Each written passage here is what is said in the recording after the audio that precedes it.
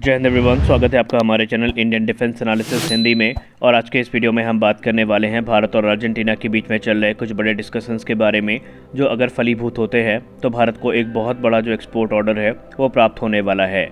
दोस्तों, अगर हम डिफेंस एक्सपोर्ट की बात करें तो ये भारत के डिफेंस इंडस्ट्री के ग्रोथ के लिए सबसे ज़्यादा इम्पॉर्टेंट है। और भारत वो देश है जिसे दुनिया काफ़ी लंबे समय तक एक रक्षा आयातक के तौर पर जानती थी, लेकिन भारत ने अपनी जो आयातक की छवि है इसको बदल के एक रक्षा निर्यातक के तौर पर अपनी छवि बनानी शुरू करी है। भारत उन चुनिंदा देशों में से एक है जो रक्षा उपकरणों का निर्माण भी करते हैं, इस्तेमाल भी करते हैं और उन्हें निर्यात भी करते हैं। डिफेंस मिनिस्ट्री के टारगेट की बात करें तो अगले 5 वर्षों में डिफेंस मिनिस्ट्री का ये कहना है कि भारत के द्वारा तकरीबन $25 बिलियन का जो निर्यात है वो अनुमानित किया गया है, यानी तकरीबन 35,000 करोड़ रुपए के जो रक्षा उपकरण है भारत के द्वारा वो निर्यात किए जाएंगे। और इस चीज़ को लेकर के जो ज़रूरी कदम हैं वो भी उठाए जा रहे हैं। लेकिन इसमें भी कोई संदेह नहीं है कि हाल ही के दिनों में हिंदुस्तान एरोनॉटिक्स लिमिटेड को निर्यात के क्षेत्र में कुछ बड़े सेटबैक्स का सामना भी करना पड़ा है। उसमें सबसे बड़ा था मलेशिया के साथ, क्योंकि मलेशिया जो कि एक बड़ी संख्या में लीडिंग फाइटर ट्रेडर्स को खरीदना चाहता था और उसके लिए हिंदुस्तान एरोनॉटिक्स लिमिटेड ने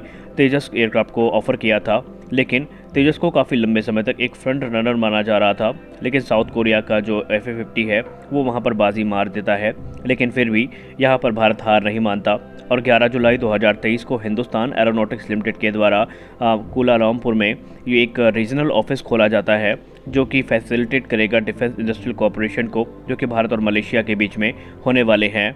इसके अलावा अगर हम बात करें हिंदुस्तान एरोनॉटिक्स लिमिटेड की, तो मलेशिया के द्वारा HAL से एक विशेष सहायता मांगी गई है, क्योंकि हम सब जानते हैं मलेशिया सुखोई 30 का MKM वेरिएंट ऑपरेट करती है और रशिया यूक्रेन युद्ध के बाद स्पेयर पार्ट्स की कमी, मेंटेनेंस और भी कई दूसरे जो कारण हैं उनसे वो जूझ रहे हैं। और उन्होंने भारत से मदद मांगी है कि इस क्षेत्र में भारत उनकी मदद कर सकता है। साथ ही साथ मलेशिया ने भारत के सुपर सुखोई प्रोग्राम में भी एक विशेष इंटरेस्ट दिखाया है और उन्होंने भारत से एक रिपोर्ट के हिसाब से कहा जा रहा है कि जो सुपर सुखोई अपग्रेड्स हैं उनकी मांग भी करी है। हालांकि भारत उनको ये प्रदान करेगा या नहीं करेगा वो तो बात की बात है, लेकिन हिंदुस्तान एरोनॉटिक्स लिमिटेड उनको सर्विस और जो मेंटेनेंस सपोर्ट है वो प्रदान करने के लिए इच्छुक है, क्योंकि भारत में ऑलरेडी सुखोई 30 MKI के जो स्पेयर्स हैं इनका निर्माण किया जाता है और भारत में बाकायदा इनकी एक पूरी फैसिलिटी है जहां पर भारत मलेशिया की मदद कर सकता है। तो आने वाले समय में संभावित है कि भारत मलेशिया की ये जो मदद है वो करने वाला है। और अगर हम दूसरे प्रोजेक्ट की बात करें तो हाल ही में भारत ने फिलीपींस के साथ $375 मिलियन की एक बड़ी डील को साइन किया था, जहां पर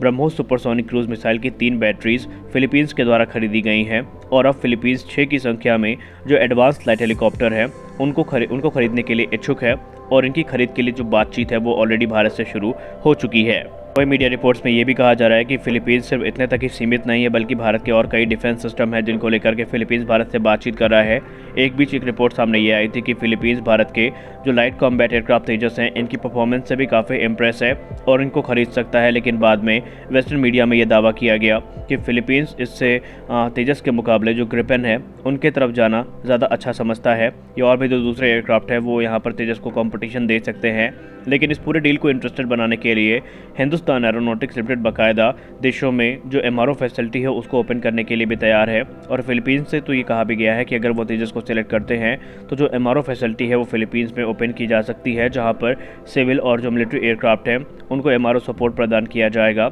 हालांकि ये डील कब तक फाइनल होगी और इस पर क्या अपडेट है इसके बारे में तो फिलहाल कुछ नहीं कहा जा सकता, लेकिन मीडिया रिपोर्ट्स में ये कहा जा रहा है कि जो बातचीत है वो काफ़ी रफ्तार के साथ आगे बढ़ रही है। यानी ये सारी चीज़ें एक प्रत्यक्ष प्रमाण है कि भारत की जो डिफेंस इंडस्ट्री है वो लगातार आगे बढ़ रही है और भारत की जो अप्रोच है वो पहले के मुकाबले काफ़ी एग्रेसिव हो चुकी है। इसके अलावा मलेशिया, वियतनाम और भी कई देश हैं जहां पर हिंदुस्तान एरोनॉटिक्स लिमिटेड की नज़र बनी हुई है। लेकिन ये सारी बातें चल ही रही थी कि हाल ही में अर्जेंटीना को लेकर के एक चौंकाने वाली रिपोर्ट सामने आती है, जहाँ पर अर्जेंटीना के जो डिफेंस मिनिस्टर हैं इनके भारत दौरे के दौरान 2 अहम प्रोजेक्ट हैं जिन पर बातचीत चल रही है।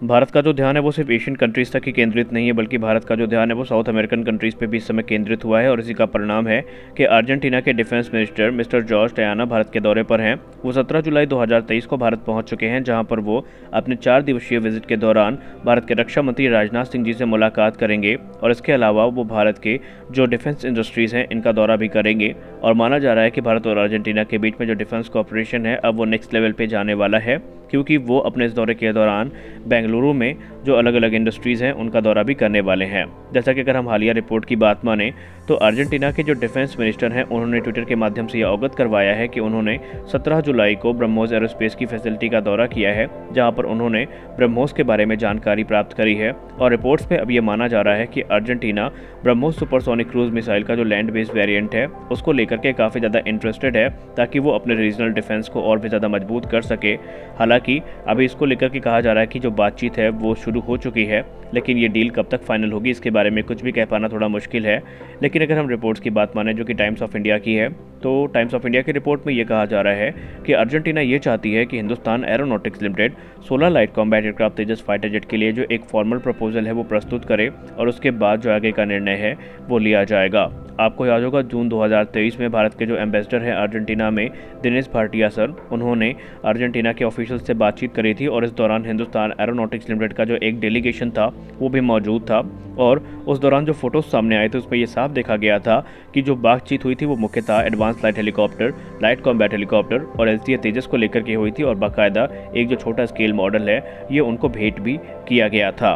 और जो सबसे लेटेस्ट डेवलपमेंट हमें देखने को मिला था वो मिला था 21 जून 2023 को, जब हिंदुस्तान एरोनॉटिक्स लिमिटेड और फैब्रिका अर्जेंटीना डी एवियंस के बीच में एक मेमोरेंडम ऑफ अंडरस्टैंडिंग साइन करी गई थी। और ये जो MOU साइन करी गई थी ये ऐसे पॉसिबिलिटीज़ को एक्सप्लोर करने के लिए की गई थी कि जो MRO के क्षेत्र में आपसी कोलैबोरेशन है उसको कैसे मजबूत किया जाए, और भी दूसरी जो चीज़ें हैं उनको लेकर के बातचीत हुई थी। तो यहाँ पर एक्सपर्ट्स ये मान रहे हैं कि अर्जेंटीना के साथ ये जो डेवलपमेंट है ये कोई आम डेवलपमेंट नहीं है, बल्कि आने वाले समय में इसके जो सकारात्मक परिणाम हैं वो भारत को देखने को मिल सकते हैं। हालांकि अभी ये कहना जल्दबाजी होगी कि अर्जेंटीना भारत से लाइट कॉम्बैट एयरक्राफ्ट तेजस खरीद रहा है, क्योंकि अभी भी कई फैक्टर्स हैं जो अर्जेंटीना के द्वारा कंसिडर किए जाएंगे। लेकिन ये जो अप्रोच है इससे हम इनकार भी नहीं कर सकते कि अर्जेंटीना वाकई जो इंडियन मेड वेपन सिस्टम्स हैं उनको लेकर के इंटरेस्टेड है। तो इस वीडियो में बस इतना ही, मिलते हैं अगले वीडियो में कुछ और अपडेट्स के साथ। तब तक के लिए जय हिंद।